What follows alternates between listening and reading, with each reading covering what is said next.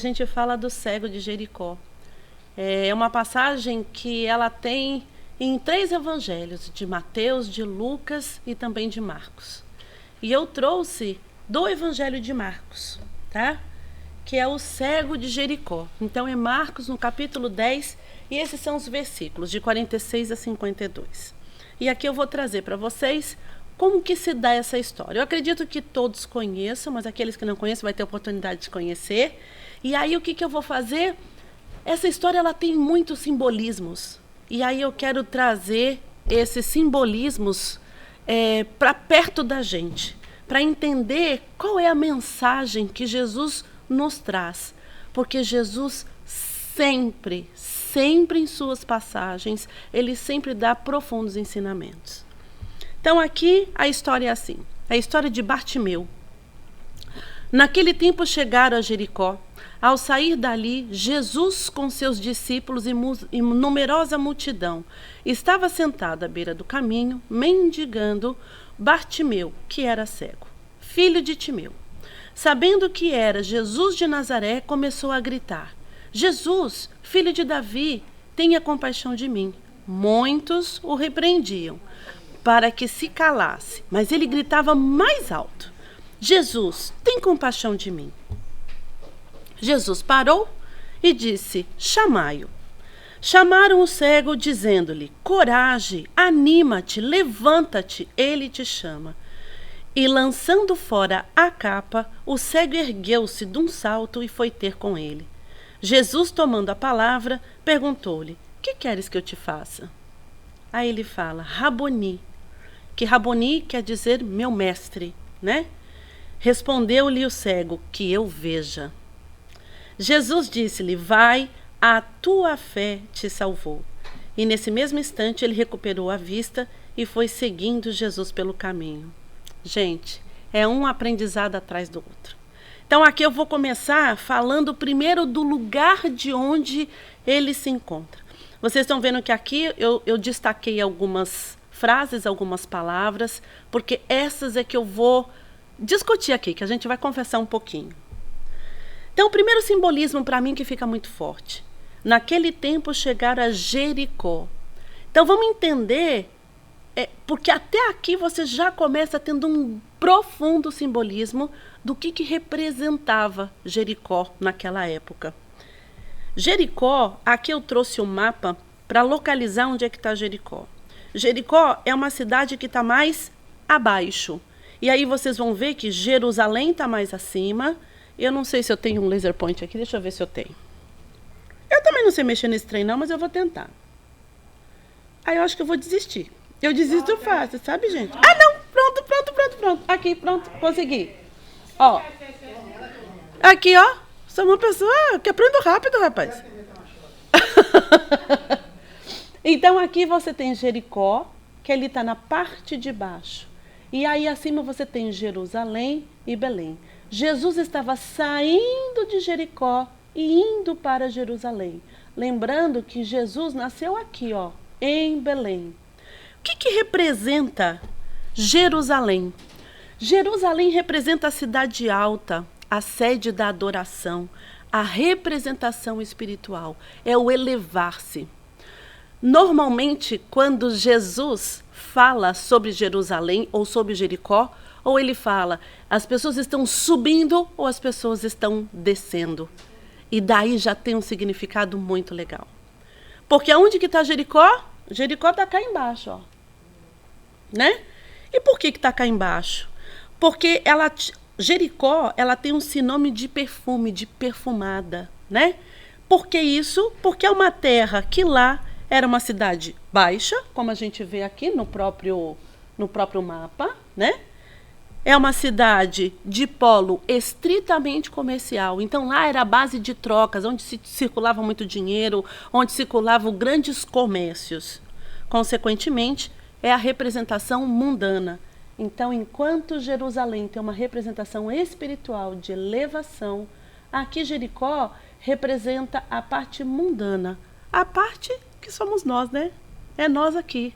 né, nesse mundo, nessa terra, buscando aí entender que a gente precisa se elevar, mas às vezes a bolsa Michael Kors não deixa, às vezes o carro novo não deixa, né, às vezes aquela paixão avassaladora não deixa, e aqui somos nós.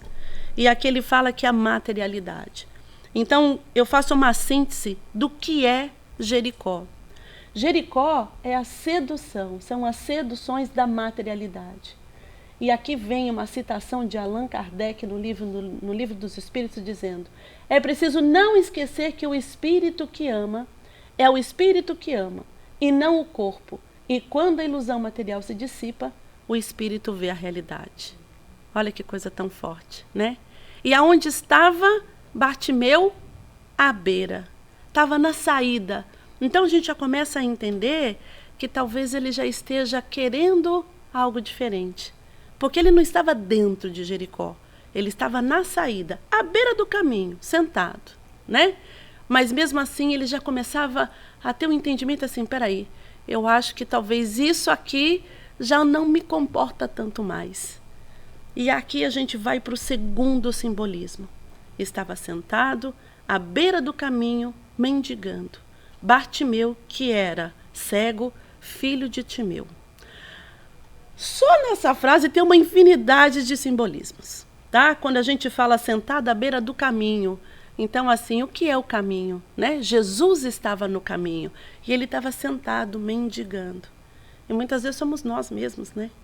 Mendigando por uma série de coisas, querendo alguma coisa, achando que a gente vale menos do que a gente cegos em nossas paixões, em nossas vaidades, em nosso egoísmo, e a gente não consegue reconhecer aquele caminho. Então, só aqui tem muitos simbolismos. Mas eu vou pegar o que para mim ficou muito forte, é o cego, né? Como que é essa cegueira? Bartimeu, ele não tinha nem nome, porque Bartimeu, ele está dizendo que é filho de Timeu. Esse Bar, ele sempre dá um nome aos seus não sei se antepassados, mas ele dá ao nome ao pai, né? Então, porque ele não tem uma referência de nome, então eu uso o nome do meu pai. Então, eu sou filho como, eu sou filho da Dona Maria, eu sou filho do Zé das Couves. Então, aqui é o Bartimeu. E quando a gente fala da cegueira, tem o livro de Emmanuel falando Construção do Amor. Ele traz uma visão que ele fala cegos, e é muito rico o que ele traz sobre cegueira. E a primeira parte que ele traz é assim: a sombra nos olhos físicos pode ser angustiosa provação, ou seja, você ter realmente um defeito visual pode ser uma difícil provação, você não vai conseguir enxergar as coisas. Porém, a cegueira real é aquela que envolve o coração e a mente, na noite da rebeldia ou da ignorância. E é por isso que encontramos no mundo cegos de todos os matizes. Então, quando a gente vê cego Bartimeu, a gente olha aquela representação que é a venda nos olhos, mas é a venda dos olhos em dois movimentos, né? Tanto a nossa venda interna, de não querer enxergar muitas coisas que estão aqui à nossa frente, por seduções que a gente tem da materialidade. Então, às vezes, atender um chamado que te eleva muito mais é muito difícil. A gente não se corromper pelas paixões que tem. E as paixões são muitas, né? Então, é o ciúme, é o dinheiro, é o ter, né? Como diz a Marisa, é a bolsa Michael Kors, é o carro do ano, é o green car, é o marido do ano. E às vezes a gente esquece que... porque às vezes a gente vai renovando os maridos, né? Então, tem os que falam que é o marido do ano. Eu acho tão importante quando a gente olha que tipo de cegueira que nós temos. E acho que Bartimeu estava ali naquele exercício, né? Representado pela venda nos olhos, mas quais olhos que nós estamos falando? E eu vejo que ali a representação maior é a cegueira espiritual, que muitos de nós nos vemos ainda dentro dessa condição. Continuando no livro Construção do Amor, ele diz assim: cegos que nada enxergam além do pobre tesouro.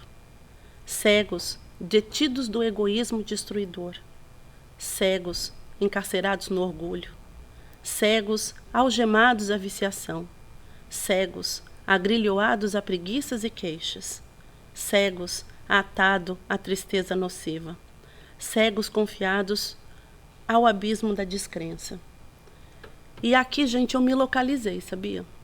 Eu me localizei porque muitas vezes a gente se vê encarcerado no nosso orgulho, a gente se vê encarcerado nessas paixões mundanas que estão à nossa volta.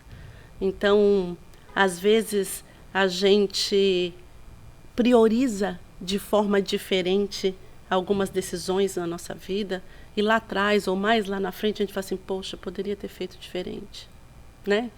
Ou quando vem uma experiência arrebatadora na nossa vida, que faz a gente se desestruturar muitas vezes internamente, aí a gente vê o quão equivocado nós estávamos. Acho que todos nós já passamos por grandes dores, né? E acho que a dor é o caminho, é o recurso que Deus encontra para falar assim, volta para a rota. Abre um pouquinho o olho, desperta um pouquinho mais. E muitas vezes, mesmo quando vem a dor, a gente continua cego. Ainda fala, por que Deus fez isso comigo? Olha como esse Deus é cruel. Por que Ele me deixou nessa situação? Ou por que Ele deixou ir tal pessoa, né? E às vezes a gente não se localiza no meio dessa cegueira. Eu acho que, para mim, essa cegueira espiritual é o principal recado para mim desta passagem de Bartimeu, né? Que horas a gente vai decidir a ver? Que horas a gente vai se permitir a deixar ir essa cegueira? E essa cegueira ela só vai conseguir deixar ir nas nossas vidas se a gente se permitir aprender com as experiências que a vida nos proporciona. Então, eu vejo que tudo faz parte. A materialidade faz parte, mas eu tenho que aprender com ela. Eu não tenho que ser dependente dela. Eu acho que esse é o principal exercício que a gente precisa fazer para a gente ir se reconstruindo, para a gente realmente começar a voltar a enxergar.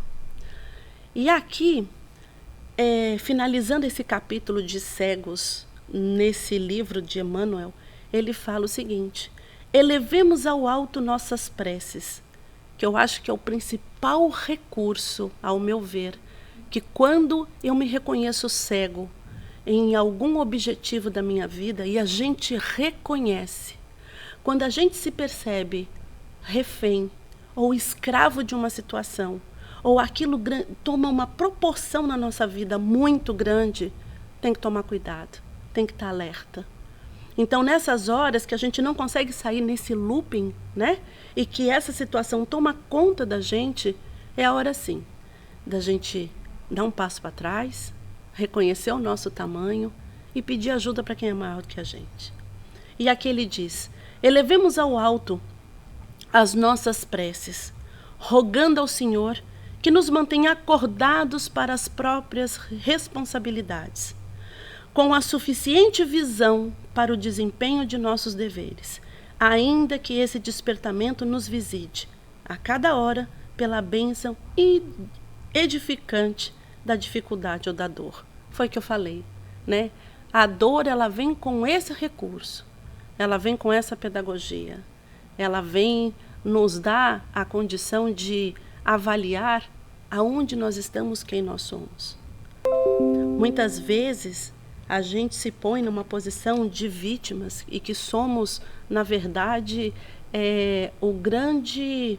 a grande vítima daquela situação. Tem uma frase que, na verdade, Haroldo ouviu de uma outra pessoa, e aqui eu vou trazer essa frase, e que eu achei tão relevante quando ele trouxe. Ele estava conversando com um amigo, contando uma situação que ele estava vivendo, muito difícil, né? E ele estava certo que ele ia receber todo o amparo, vem cá, você está certo, é isso mesmo. E aí esse amigo virou e falou assim: eu entendo o que você fala, Haroldo. E eu concordo que nesse mundo tem muitas injustiças.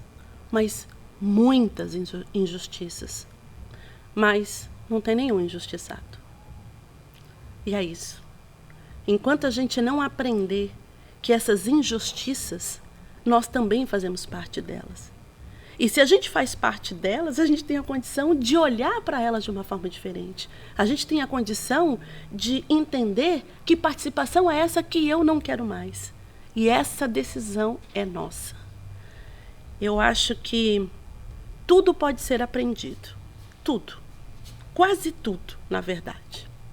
Tem uma coisa que é uma decisão, porque já está em nós, que é a vontade. Gente, eu acho que eu seria rica, milionária, se eu desse um curso efetivo de ter vontade. Não é verdade? Porque a vontade é individualizado. A vontade é você com você mesmo. A vontade é a decisão que você toma para fazer diferente. Isso não quer dizer que a gente não vai cair, porque a gente cai. Porque hora a gente dá certo, hora não dá. Hora a gente está mais pronto para isso, hora a gente não está. Mesmo porque a gente se distrai muito ao longo dessa nossa jornada. Nós temos muitas distrações. E essas distrações acabam nos seduzindo. E aí quando a gente vê, tá de novo a gente na rota que não era a rota adequada. Mas isso não quer dizer que a gente não pode voltar e construir um novo caminho a partir dali mesmo. Então, assim, se nós somos cegos, e somos cegos mesmo, quando eu olho para tudo aquilo que eu coloquei aqui anteriormente, cada um de nós temos um pouquinho disso. A tristeza, quando nos visita, se a gente não tomar cuidado, ela começa a fazer parte do nosso dia a dia, né? Então, assim, as seduções da materialidade, a gente não começar a não acreditar mais na bondade, né? Achar que é assim mesmo, que as coisas têm que ser como elas são e que a gente está fadado ao fracasso. Se a gente começar a ouvir os noticiários e acreditar que isso é uma verdade, realmente a gente vai ficar cego. E acho que aqui, a nossa grande escola da vida é essa. É nos dar a condição de enxergar tudo isso e viver essas experiências, mas buscando o entendimento aonde está a lição a ser aprendida. Porque cada um de nós temos aqui as disciplinas para a gente poder percorrer. Só que se a gente se seduzir pelas materialidades, pelas condições que o mundo nos impõe, a gente se enfraquece. Então, por isso daí a importância da gente não se perder no meio do caminho e ter a certeza de quem nós somos. Quando a gente fala dessa acordados para as nossas próprias responsabilidades, e eu falo que a gente se distrai muito e às vezes a gente acaba colocando para nós uma capa que talvez a gente acha que se protege nela, né? E aqui eu vou trazer uma história para vocês que eu acho que fala um pouquinho disso. Tem um outro livro que é de Humberto de Campos, chamado Contos e Apólogos. Esse livro eu fiquei simplesmente apaixonada, porque ele traz tantas histórias de Jesus, passagens, e Humberto de Campos ele traz de uma forma tão poética, tão bonita, mas com simbolismos tão profundos. Tem um capítulo, eu não lembro o capítulo, mas o título é No Caminho do Amor. Ele conta uma história de Jesus, estando ali na Galileia. Ele conhece uma cortesã. Para quem não sabe o que é cortesã, nos dias de hoje, uma garota de programa, né? Então, assim, era uma pessoa do meretrício, depois virou... A gente vai evoluindo os nomes, né? Então, uma garota de programa de alta qualidade, tá? E aqui, assim, a letra ela tá pequenininha, mas eu vou ler para vocês. Mais do que vocês lerem, ouçam a história. Então, assim, uma mulher cortesã, de beleza estonteante, muito linda, muito maravilhosa, muito rica, muito prestigiada e muito desejada por todos os homens. ela tinha todos os homens aos seus pés e levava uma vida de prazer, de puro prazer. Ela tinha tudo. Ela tinha dinheiro, tinha fama, tinha riqueza, ela era bonita, devia ser magra com toda certeza, né? Aquele corpo escultural, aquela coisa toda. Porém, ela sentiu um vazio no seu coração. E quem de nós, né, já não vivenciamos situações em que a gente vê que tínhamos tudo ali à nossa frente e mesmo assim o nosso coração estava inquieto por alguma coisa. Ao ouvir sobre Jesus, teve curiosidade em conhecer aquele Galileu que curava corpos e alma. Quando ela encontra o Nazareno, de olhos fascinantes e lúcidos, de cabelos delicados e melancólico sorriso, ela se apaixona instantaneamente. E percebendo aquele olhar que ela não via encontrado em ninguém, abeirou-se de Jesus e disse: Galileu, descubro um brilho no teu olhar, me encanto e procedo a te amar. Inúmeros peregrinos cansados me buscam à procura de repouso que reconforta. Em minha primavera juvenil, encontram o prazer que representa a coroa da vida. É que o lírio do vale não tem a carícia dos meus braços, e a romã saborosa não possui o mel dos meus lábios. Vem e vê. Dar-te-ei leito macio, tapetes dourados e vinho capitoso. Acariciar-te-ei a fronte abatida e curar-te-ei o cansaço da viagem longa. Descansará teus pés em água de nardo e ouvirás feliz as harpas e alaúdes de meu jardim. Ante a incompreensível mudez do viajor, tornou-se mais uma vez suplicante, depois de leve pausa. Galileu, por que não me respondes? Descobri em teus olhos diferente chama, e assim procedo por te amar. Descobri em teus olhos diferente chama, e assim procedo por muito te amar. Tenho sede de afeição que me complete a vida. Atende, Galileu, me atende. Ele parecia não perceber a vibração febril com que semelhantes palavras eram pronunciadas, e ela pronunciou: não virás? Então imagina, gente, Jesus está lá fazendo as coisas dele, aparece essa mulher deslumbrante e fala: Galileu, eu estou apaixonada por você, é você que eu quero, mas eu quero que você venha até a mim, que você venha se desfrutar de tudo aquilo que eu posso te dar. E aí, ele quietinho, não falou nada. Aí ela: Galileu, me atende. Por que você não me atende? Olha para mim. Olha, homens estão aos meus pés. E eu estou aqui dizendo que eu quero que você venha até a mim. Quantos homens não queriam estar no seu lugar? E ela pergunta: não virás? Percebendo aquele olhar esfogueado, ele apenas disse: olha o que Jesus fala. Hoje não. Amanhã, talvez. Hoje não. Amanhã, quem sabe. A mulher adornada de enfeites, se sentindo desprezada, humilhada. Sabe aquela coisa bem nós? Ah, você vai ver só. Você vai ver. Você ainda vai ficar nos meus pés, não é assim que a gente pensa? Hoje você está falando isso, mas você vai aqui comer na minha mão. E ela olhou para ele e falou assim: tá bom. E partiu. E assim, passaram-se 2 anos. E eu vou contar o final daqui a pouquinho. Vamos continuar a nossa palestra. Passaram-se 2 anos. Segura o tchan aí que daqui a pouquinho eu volto. Isso, foi um bom gancho. Então agora vem o terceiro simbolismo. Lembra que a gente falou de Jericó, uma cidade baixa, onde tem a materialidade, que é um pouco do que a cortesã trazia, não é mesmo? Aí a gente veio para o segundo simbolismo, que é a cegueira. O quanto que essa cortesã também estava cega sobre tudo aquilo que ela achava que era, né? Aonde ela entendia que os prazeres materiais que tudo aquilo que a materialidade pode nos proporcionar é maior do que a nossa elevação. E aqui eu não estou fazendo uma apologia de que a gente tem que morrer na pobreza, fazer voto de pobreza, que a gente não pode ter uma casa confortável, pode ter uma roupa legal. Não estou dizendo isso. Eu estou dizendo que isso não pode ser maior do que as nossas proposições espirituais. Essa é a principal inversão. Quando eu olho para essa cortesã, olha que interessante que ela faz. Ela se apaixona por Jesus.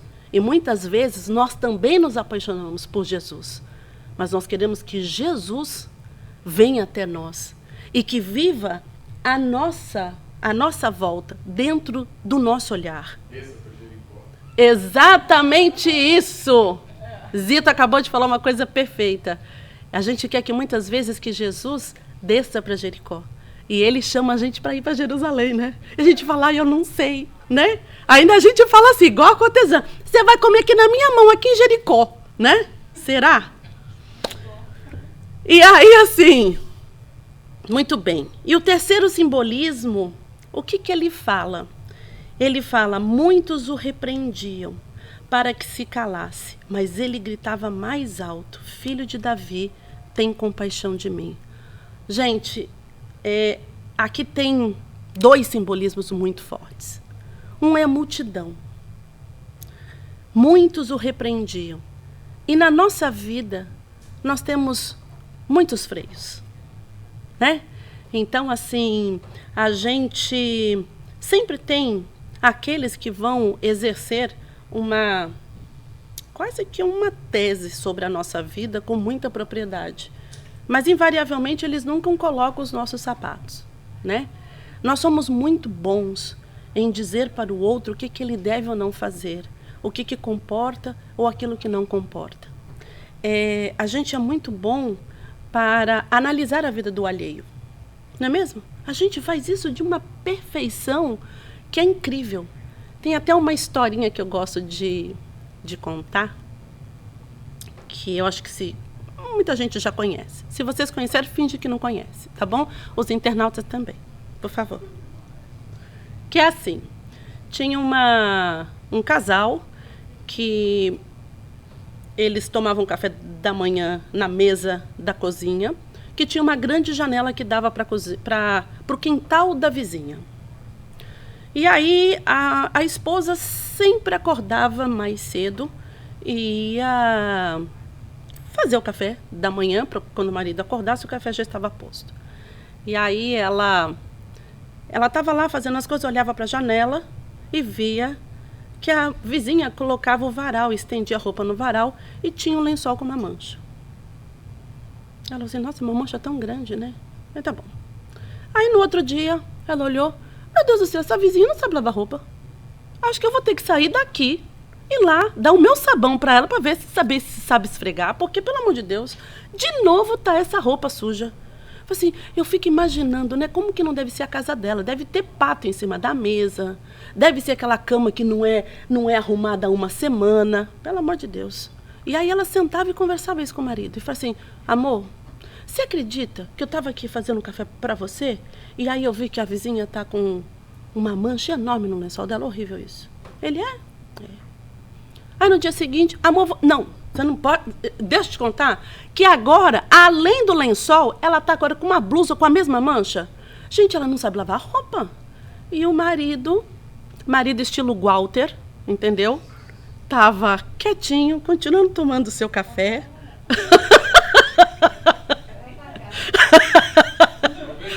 Aí, Walter, valeu, né?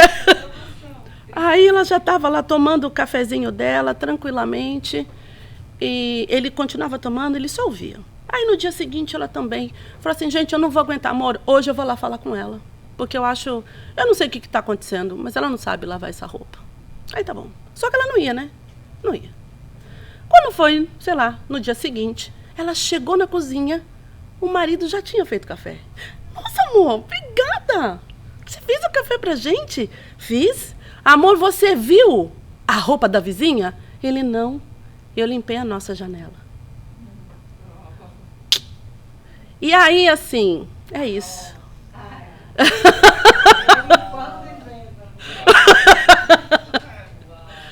Então, assim, muitas vezes a gente sempre quer buscar no outro, né? A gente sempre olha no outro, a gente sempre encontra os defeitos no outro e muitas vezes a gente fala. Então, assim, se a gente fosse dar ouvido a tudo que a gente ouve, tudo que acham da gente, a gente não chega onde a gente está hoje. Então, assim, eu tenho certeza que todos nós aqui não tivemos só palavras de incentivos. Tivemos também palavras que nos colocaram para baixo. Mas se a gente olhar para isso como uma forma... Gente, eu preciso contar para vocês. O Walter acabou de mostrar a esponja que ele limpou a janela.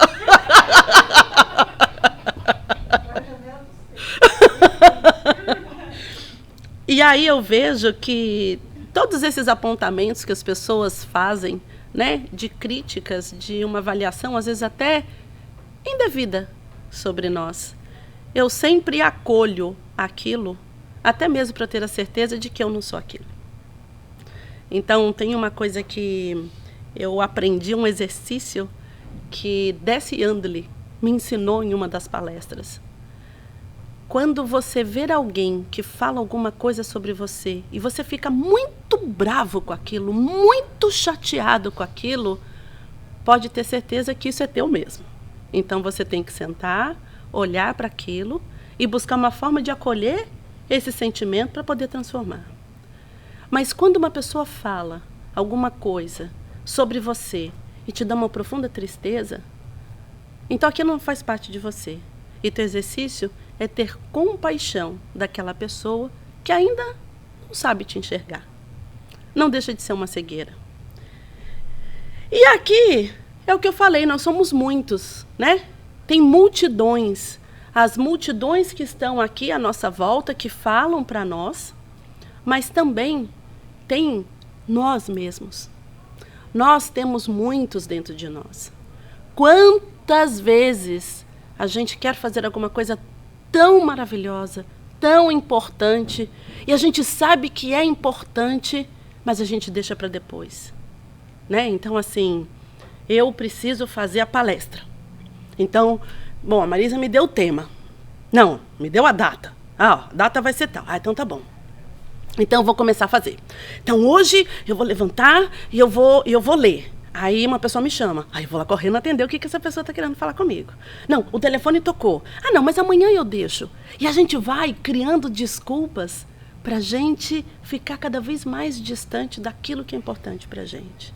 Ou muitas vezes a gente se coloca numa posição e a gente se coloca num valor menor do que a gente tem. Então é importante que a gente olhe para nós com muita verdade. Nós somos muitos. E esses muitos é que nos levam onde nós estamos hoje. Porque o exercício é aprender com todos eles. Se a gente passa por encarnações e encarnações, qual é o objetivo da encarnação? É que a gente tem que se aprimorar. Então, se eu estaciono em determinado sentimento ou determinada experiência e eu dito que essa experiência sou eu, então eu acabo cristalizando e paralisando o meu processo de crescimento. Então, o que nós fazemos, principalmente daquilo que não é legal, não define quem a gente é. Se nós somos um ser em construção, a gente tem que aprender com todas essas experiências. E aqui eu trouxe para vocês, para quem não conhece, acho que é bem bacana vocês buscarem um pouquinho da Lúcia Helena Galvão, né? Lúcia Helena Galvão, eu e Estelinha somos fã de carteirinha dela, porque ela traz muitos ensinamentos, ela é uma filósofa, e ela faz uma visão filosófica sobre várias coisas. Ela faz visão filosófica de filmes, de livros, e tem um livro, especialmente, que é do Pressfield, eu não lembro o primeiro nome, Steven Pressfield, e ela fez um mini curso falando dos nossos limites internos. E é muito maravilhoso, porque o Pressfield, ele fala da resistência. Essa coisa que nos torna para trás, né? A gente não tem aquela energia que nos torna... Quando a gente acha que a gente vai dar um passinho para frente, parece que a gente está dando 3 para trás, né? Quando a gente faz assim, a gente não tem aquela sensação, quando eu acho que eu estava conseguindo, não consegui. Quando eu acho que eu estava indo muito bem, piorei no final. Então, muitas vezes, a gente olha para isso como um grande processo de desistência de nós mesmos. E ela faz essa visão do livro dele, que eu particularmente gosto mais do que ela traz, acho que ela fala mais a mim do que o próprio livro. Eu li o livro, é muito bom, mas a visão que ela traz me chamou mais a atenção, né? E tem uma frase dela que é mais ou menos assim: todas as vezes que queremos nos elevar, buscar objetivos nobres para a nossa existência, a resistência vem com tudo para nos atacar. E é isso mesmo. Joga duro, utilizando artilharia pesada para nos manter sempre no mesmo estado. Então, assim, isso é em todas as esferas da nossa vida. Principalmente quando a gente busca algo nobre para nós. Vir para o centro espírita. Às vezes, minha filha, parece que tem uma multidão impedindo para que a gente venha, né? Fazer uma prece. É tanta gente dentro da nossa cabeça que a gente não consegue se concentrar. Então, esses objetivos, eles não podem ser menores. Eles não podem ser menores do que essa resistência. E a resistência vai estar aí. A gente sempre vai ter aquela pessoa que vai dizer: mas por que você vai fazer isso? Não, para com isso. Não, ela te xingou e você não vai revisitar? Não, não fala isso. Vocês sabem que eu tinha uma frase que eu achava que era o máximo e que eu me definia naquela frase. Me definia. Aquela frase que é: eu dou um boi para não entrar, mas uma boiada para não sair. Eu achava aquilo o ápice da força, da guerra. Aí, estando aqui nesse centro espírita, eis que a dirigente desse centro espírita, com o nome de Marisa Libório, nós estávamos conversando, ela falou assim: gente, não existe frase tão pequena como essa. Eu dou um boi para não entrar, uma boiada para não sair. Aí eu falei assim: gente, sou eu, né? E é uma verdade. O porquê disso? Às vezes, a gente ser aquele que dá o passo para trás é muito mais inteligente do que aquele que dá 3 passos para frente. Acho que essa é a grande sacada. É você saber o momento de você se retirar, independente do que o outro pensa. O que o outro pensa, deixa para o outro. Mas o importante é assim, o que de fato aquilo vai te sustentar? Vai sustentar o teu ego ou vai sustentar o teu espírito? Então, depois que Marisa falou isso, eu achei aquilo tão rico, tão proprietário, e que eu venho nesse exercício todas as vezes que vem aquele sentimento nobre de querer dar uma boiada para não sair, eu sempre faço essa pergunta: quem que eu estou alimentando? É meu ego? É meu espírito? E, invariavelmente, a gente está alimentando sempre o nosso ego, né? Porque eu quero me mostrar forte, que eu quero me mostrar que eu sou capaz, que eu quero me mostrar que eu sou melhor que o outro. E talvez o outro seja melhor do que eu mesmo. Que feliz que eu consigo olhar para esse outro, que ele é melhor, e aprender com ele. Acho que essa é a grande sacada. É aí que a gente começa a ter mais lucidez, né? E aí, assim, tem uma citação que eu achei tão maravilhoso, que é do Fonte Viva, que ele fala: vê e segue. Por ver com mais clareza as instruções relevadas pelo mestre, é tido a conta de fanático, retrógrado, idiota ou louco. Ou seja, né, nem todos vão conseguir compreender e ver aquilo que você está enxergando, e não importa. Então, assim, nossa, Sandra, você tá muito boazinha. Antes eu me incomodava demais quando alguém me chamava de boazinha. Porque para mim, boazinha era sinônimo de fraco, né? Sinônimo de que eu sou boba. Então, de bonzinho, o inferno tá cheio, né? Então, assim, e hoje, quando as pessoas veem: nossa, mas você é muito boba. Eu vou assim: ai, graças a Deus que eu estou conseguindo tirar esse leão, né? Esse bonzinho, né? Então, assim, eu quero ser justa comigo, né? Eu quero ser justa no meu aprendizado, que vale a pena.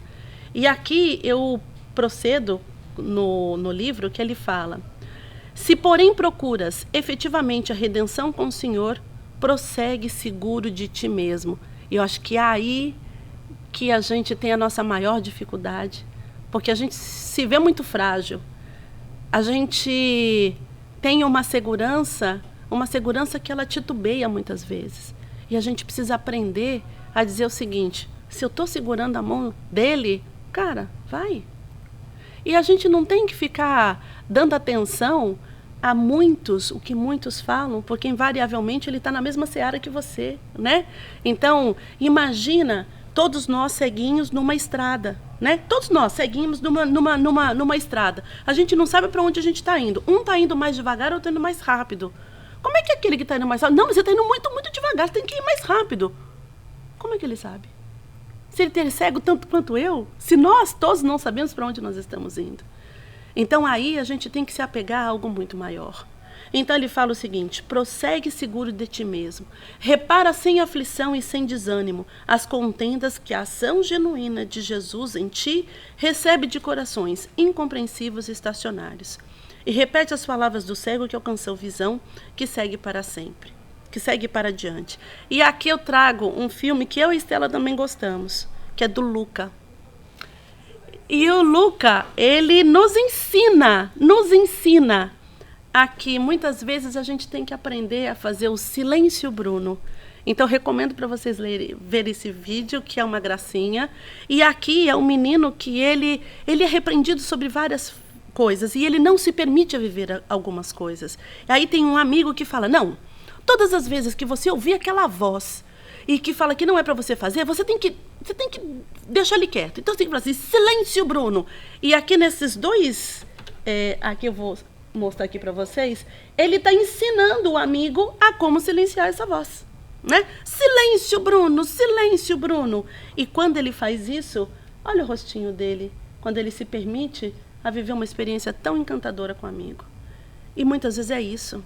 A gente precisa silenciar essas vozes internas que nos colocam para baixo, que nos colocam menores do que nós somos, né? Então, assim, tenha certeza que tudo que nós temos até hoje é o resultado de tudo que nós aprendemos. E todo aprendizado, ele é sempre muito rico, né? Então, assim, a gente tem que acreditar que nós temos um potencial imenso e que a gente precisa aprender a lidar com ele. Só que, para isso, a gente precisa ter coragem. A gente precisa se experimentar. E acho que aqui vale vocês assistirem o filme, porque é muito legal quando ele fala do silêncio Bruno. Terceiro simbolismo.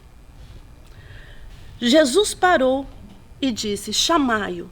Chamar o cego, dizendo: coragem, levanta-te. Ele te chama. E lançando fora a capa, o cego ergueu-se de um salto e foi ter com ele. E aqui eu comecei a ver que todas as manifestações de milagres que foram feitos por Jesus, ele nunca foi até a pessoa. Vocês pararam para ver? Ele nunca foi. A mulher hemorrágica, ela tocou. O paralítico, desceram ele de telhado abaixo. Zaqueu estava na árvore, ele pediu para Zaqueu descer. Sempre há nele um pedido dele de uma ação. Então aí, para mim, foi tão forte isso, porque se a gente quer se encontrar com ele, ele sempre vai estar disponível para a gente. Mas nós temos que fazer o movimento. Nós temos que fazer a ação. Porque o Bartimeu, ele podia estar sentado e falando: Jesus, Jesus. E era o que ele estava fazendo, né? Jesus, vem até aqui, porque eu não consigo nem andar, porque eu não enxergo. Se colocando naquela posição de vítima, né? Vem aqui, me mostra o caminho, eu quero ser salvo. E são muitos de nós querendo que Jesus nos tirem daquela situação, mas a gente não faz nenhum movimento. E Jesus sempre que ele fala: então vem cá, você quer? Mas vem você aqui. Faz uma ação para que eu consiga fazer a outra. Ele sempre vai precisar que a gente faça alguma coisa para que ele possa agir sobre nós. E aqui tem uma frase de Meimei que é lindo: ergue-te de ti mesmo e busquemos agir. É isso que ele fala. Porque se eu quero ser salvo, seja ele de que movimento for, nós precisamos dar o primeiro passo. Então ela diz: ergue-te de ti mesmo e busquemos agir para estender o bem ao nosso alcance. Isso a gente fala do levanta-te. E das capas? Capas.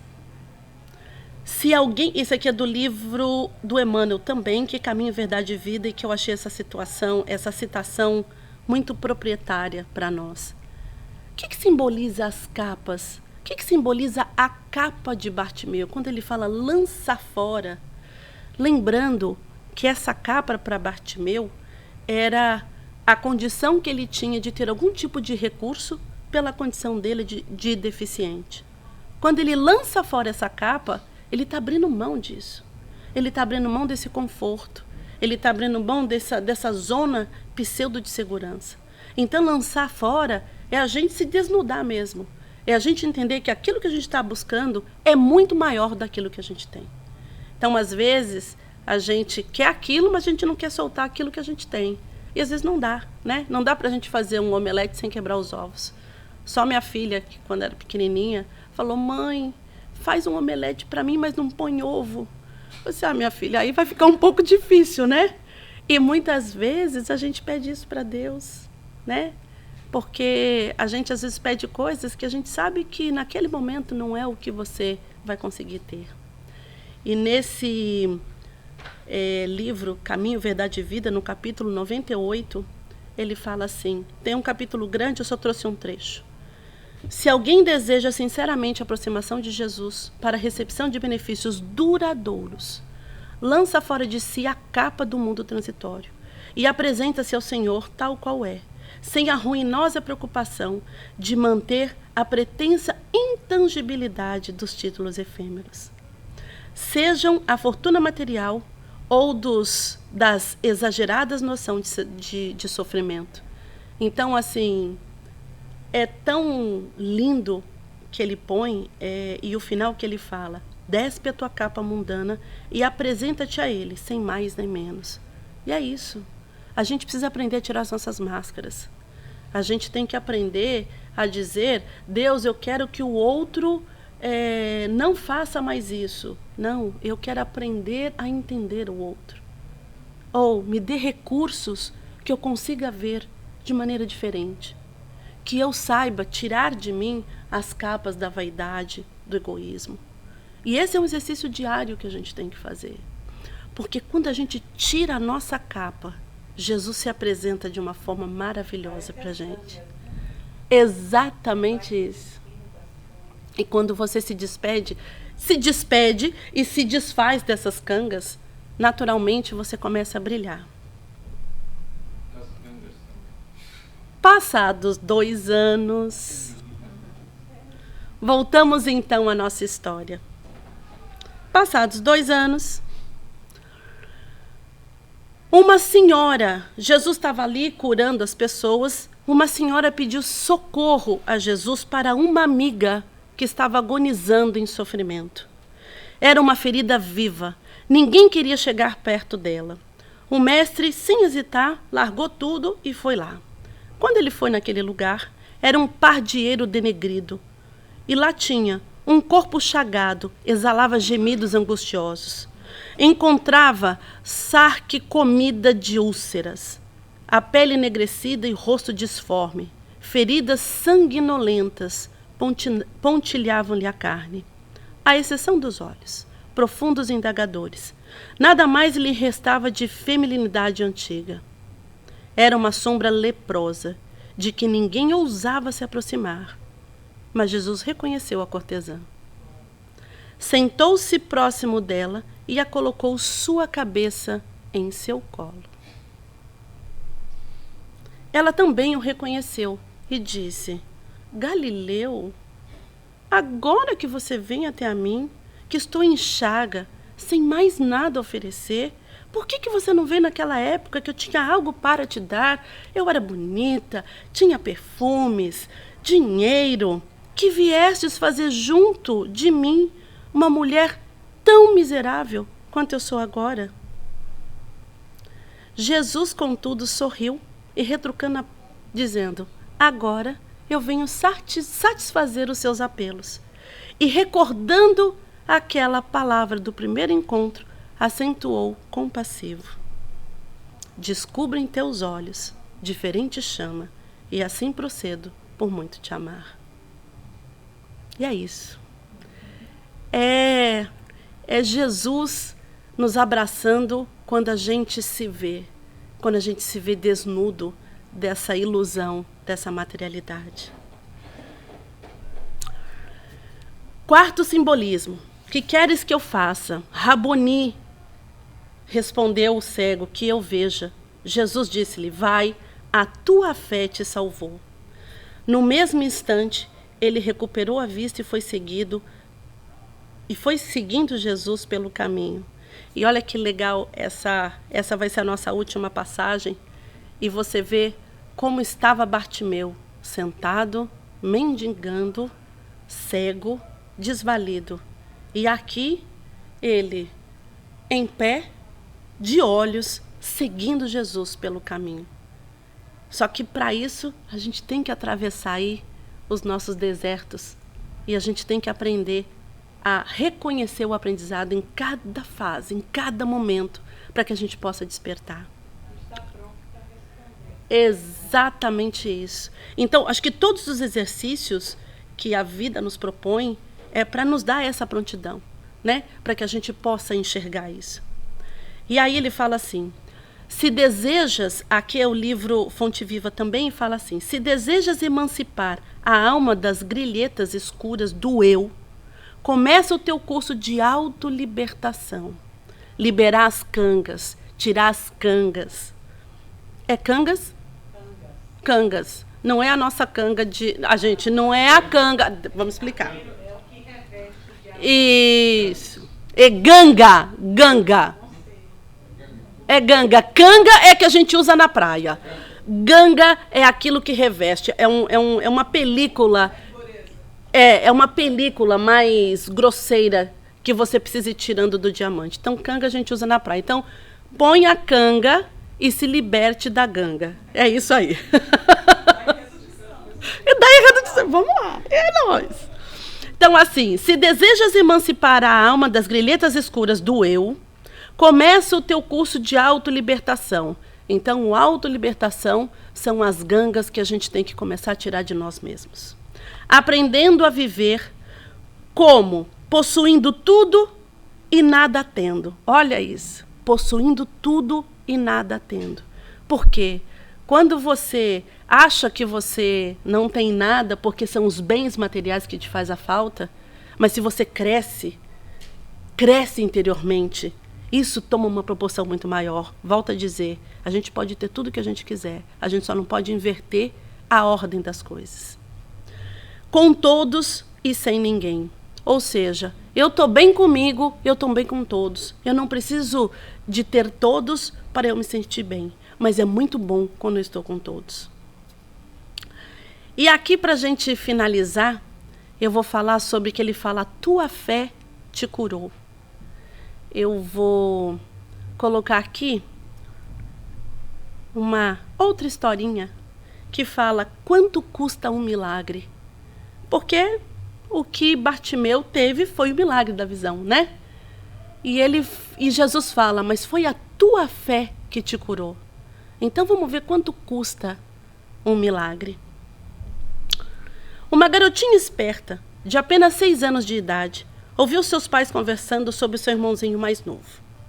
Tudo o que ela sabia era que o menino estava muito doente e que estava completamente sem dinheiro. Eles estavam completamente sem dinheiro.